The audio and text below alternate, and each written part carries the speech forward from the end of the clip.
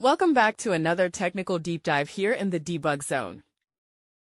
Today, we're tackling a big question and breaking it down with insights from other users. Hopefully, this clears up some misconceptions and helps you get the answer you need. So buckle up, stay a little curious, and let's jump right in.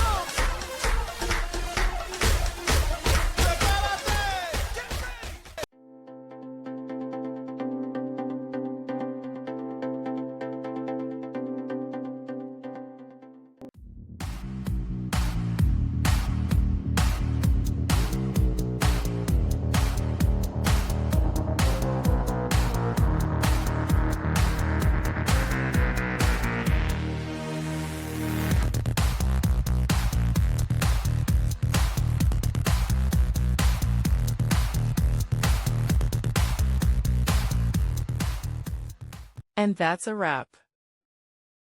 I hope you found the answer you were looking for.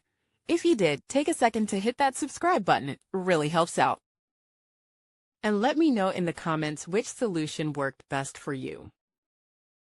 See you next time in the debug zone.